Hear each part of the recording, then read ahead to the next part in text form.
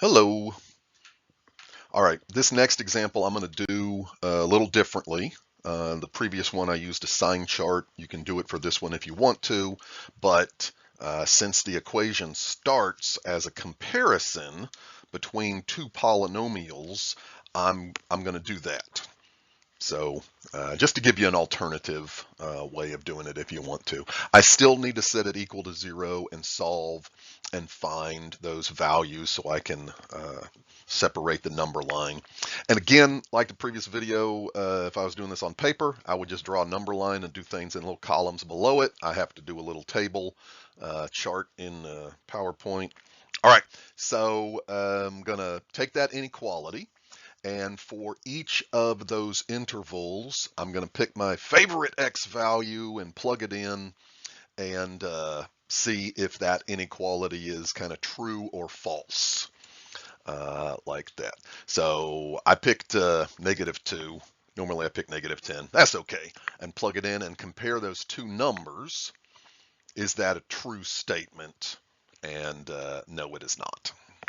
Move on to the next one. This one I've got to pick a fraction like that. So be careful about negatives and fractions like that. But is the negative small number greater than the negative big number?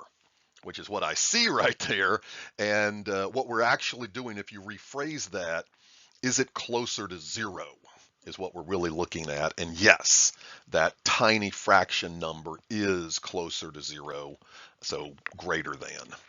Repeat for the next interval. I picked 1, super easy to do math with.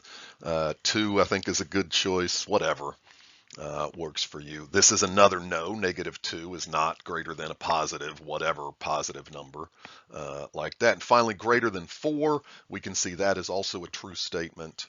And so I'm looking for the intervals where it is greater than. So my two yeses are my solution. Like that. Easy peasy. You could do the full chart with this. The less than would be the no's. If we had the equals bar, you know how to handle all that stuff as well, like that. So again, just an alternative if you want to do this one with the sign chart, positive, negative. And you can graph this one. Now, in order to graph it, it's easier to graph it when it is set equal to 0. And this one doesn't have any multiplicity, so it's a little bit easier maybe. So you can always graph any of these. So I've given you 3 different thoughts about how to solve these polynomial inequalities. And there we go. I'll see you next time.